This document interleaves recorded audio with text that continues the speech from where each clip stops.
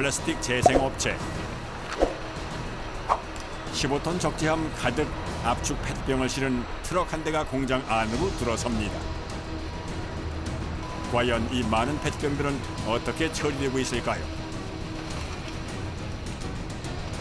색상별, 재질별로 분류를 한 다음에 분쇄 후 세척 과정을 거쳐서 섬유 소재 원료로 생산을 하고 있습니다. 하루 들어오는 양이 100여 톤이 들어오고요. 처리하는 작업량 또한 하루 5, 60톤 이상 되다 보니 공장 내부에선 거대한 자동화 설비가 쉴 새 없이 돌아갑니다. 하지만 작업은 결코 간단치가 않은데요. 관건은 바로 이물질과의 싸움입니다. 라벨을 제거하는 장치인데요. 국내에서 생산된 페트병의 경우 라벨 제거가 특히나 더 어렵다는군요. 이거를 완벽하게 제거해주지 않으면 또 제품에 문제점이 있습니다. 그래서 그 라벨 제거하는 공정이 12번에 거쳐서 작업이 이루어지고 있습니다. 애초 생산 단계에서부터 접착제로 단단히 부착시키거나 두껍고 무거운 라벨을 많이 사용하기 때문이라고 하는데요. 상황이 이렇다 보니 가성소다를 넣고 끓인 물에 잘게 자른 페트병을 넣고 삶아주는 작업만 12번 이상 반복해야 합니다.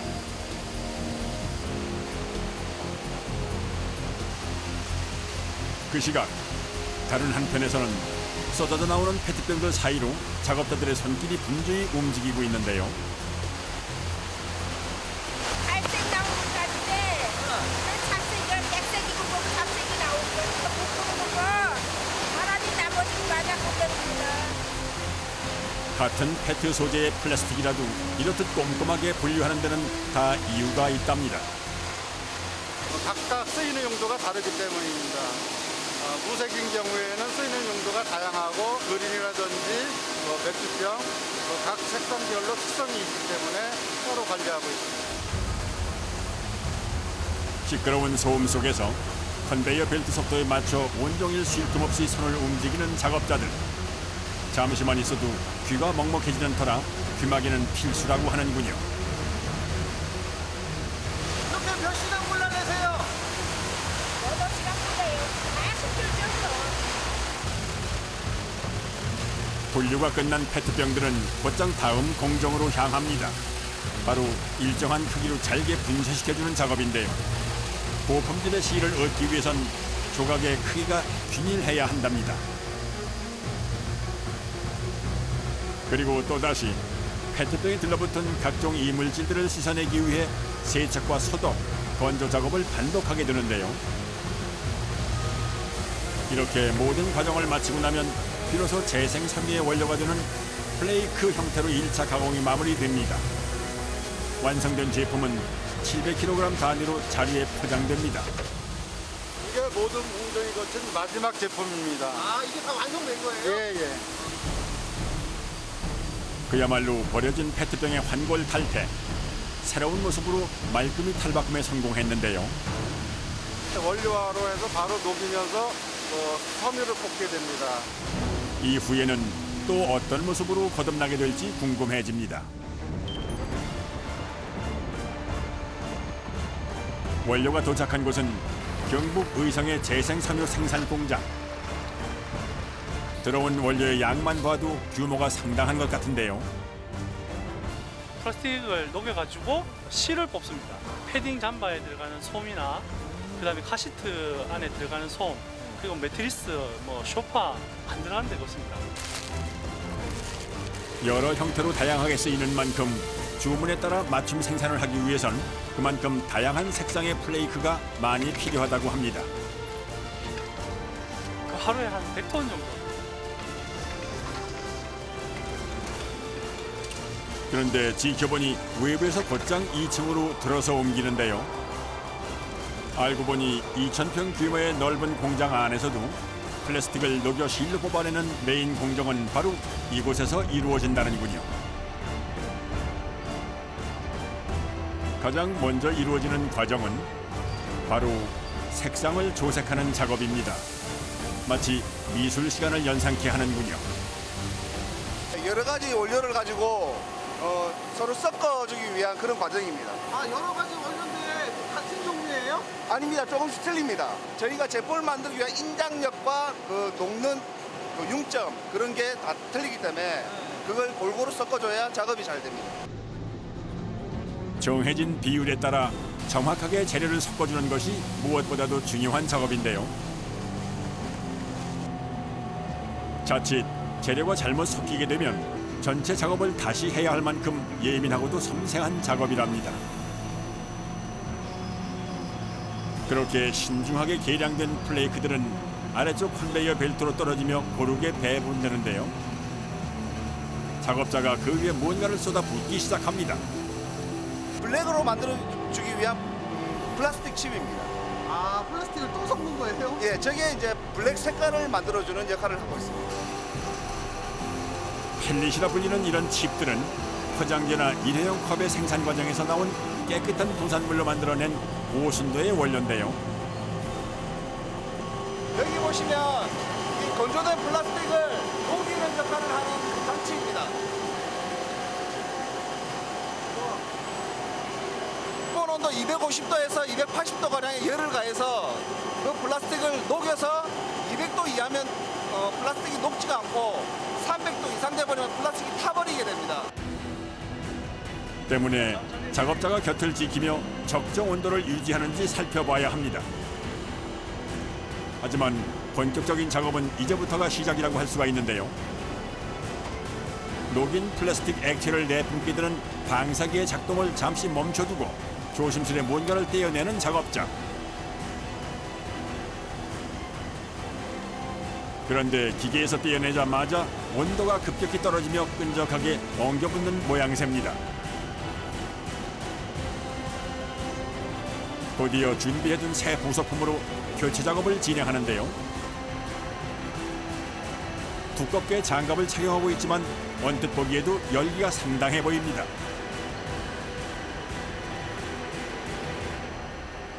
플라스틱을 녹여서 제품을 생산하는데 그 안에 알루미늄이라든지 오물 같은 게 있습니다. 그걸 망을 통해서 한번 걸러주게 되는데 그 망을 교체해주는 작업을 하고 있습니다. 재활용의 길은 그야말로 멀고도 험합니다. 무엇 하나 쉬운 일이 없는데요. 마치 공기청정기 필터를 갈아주듯 2~3시간 간격으로 계속해서 거름망을 교체해줘야 한다는군요. 노란색 알루미늄도 들어있고 녹지 않는 그런 불순물 원료들이 많이 들어있습니다. 작업 과정 내내 반복된다는 고열 속 불순물과의 사투. 때문에 작업자들은 크고 작은 영광의 상처들을 지니고 있다는군요. 이게 몇 도나 돼요? 아, 250. 많이 뜨거워요. 많이 뜨거워요? 옛날에 여기 많이 뜨거웠어, 여기. 여기. 많이 아파요. 옛날에 나 병원 갔다 와요. 영국. 영국? 여기 많이 있어요, 그래도. 상황이 이렇다 보니 작업을 할 때면 늘 긴장의 연속입니다. 수시로 체크해야 하는 방적기만 해도 2개 라인에 16기나 돌고 있기 때문인데요. 24시간 365일 가동되는 공장이라 같은 근무자에 속한 팀원들끼리의 호흡도 굉장히 중요하답니다. 실을 만드는 그런 기계 장치입니다. 마침내 노즐을 거쳐 압출돼 나오는 재생 플라스틱 원사. 마지막 순간까지 긴장의 끈을 놓을 수가 없는데요.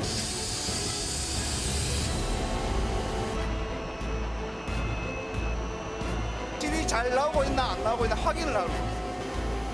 한데 문제가 생긴 것 같군요. 잠깐만, 나지야 다시.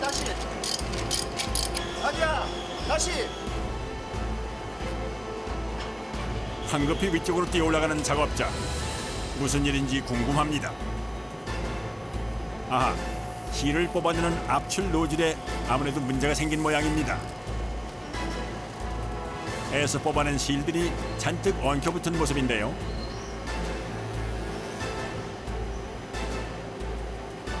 여기가 지금 실이 끊어져서 나오기 때문에 물방울 치는 게 실이 끊긴 거예요? 예, 아직 끊어져서 나오는 거예요. 지금은 뜨거운 상태라 물방울이 맺힌 듯 보이지만은 가닥 사이에 들어간 공기층 때문에 결국엔 실이 끊어지고 만답니다. 기계 꺼. 실을 내려받는 아래층은 그야말로 비상사태. 서둘러 전원을 내렸지만 이미 엉망이 됐군요. 야, 시할 때도 빨리 잘라. 하지만 화수분처럼 계속해서 쏟아져 내려오는 실뭉치에 작업자들의 속도 새카맣게 타들어갑니다.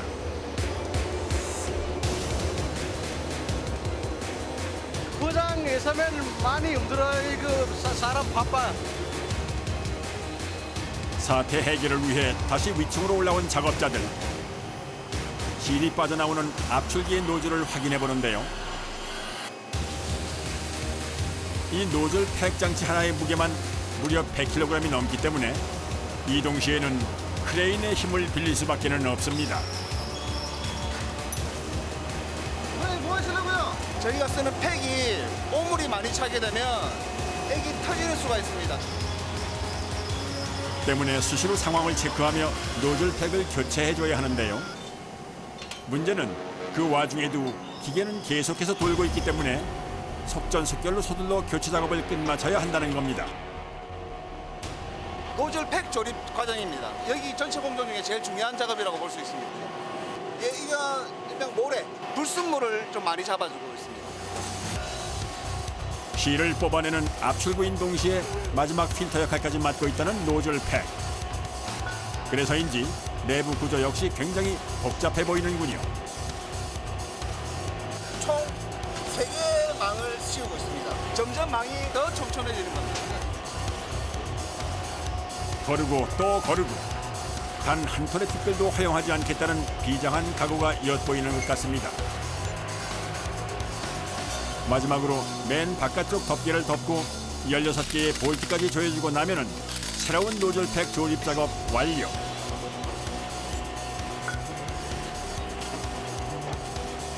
작업을 끝낸 장치는 다시 공장을 가로질러 압출구 안으로 이동하게 되는데요. 근데 왠지 그 모습이 그 옛날 연탄불을 갈아주던 그때 그 시절의 풍경과도 비슷해 보이는 건 왜일까요?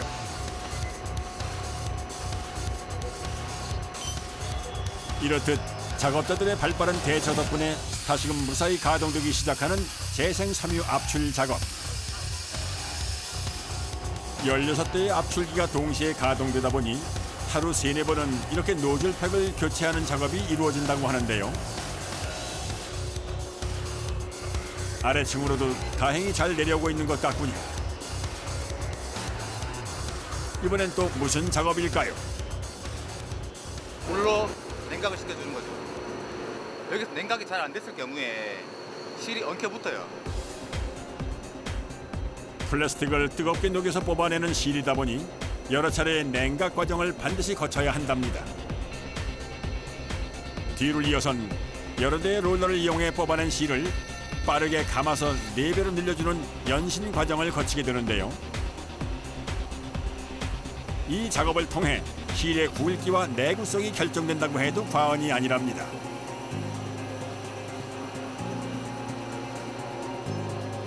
롤러의 속도가 빨라질수록 실의 굵기도 가늘어진다고 하는데요. 공장력을 높이기 위해서 늘려줍니다. 보통 80도, 90도 그래야 많이 늘어나요, 실이.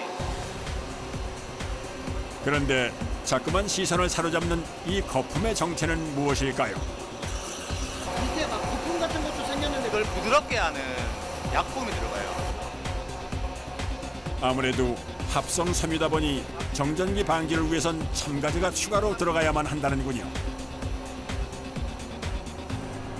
한 번 작업할 때마다 약 20톤가량의 제품을 생산하고 있다는 이곳. 1시간여의 건조 과정이 끝나면 재생 폴리에스터 생산 작업 완료.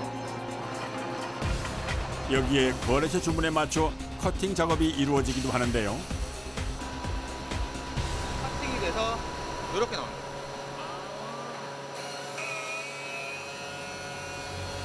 버려진 페트병이 진짜 섬유로 거듭나는 순간입니다. 어디 한번 조금 더 자세히 들여다볼까요? 이거는 아까 2층에서 내려온 나오자마자 잘라와는 실이고, 그리고 이거는 최종 포장하는 실. 원사 역시 지름 1mm로 얇게 뽑혀서 나온 것이지만 최종 제품에 비하면 굵기부터 확연히 차이가 나는데요. 설 연휴 직전 마지막 생산 물량을 출고하던 날이라 포장 작업 역시 눈커틀 새 없이 빠르게 진행됩니다. 이날 출고된 물량만 24톤. 고물과 보물은 그야말로 한 끗 차이. 주변 가까이에서 세상에 단 하나뿐인 나만의 보물을 찾아보는 것은 어떨까요?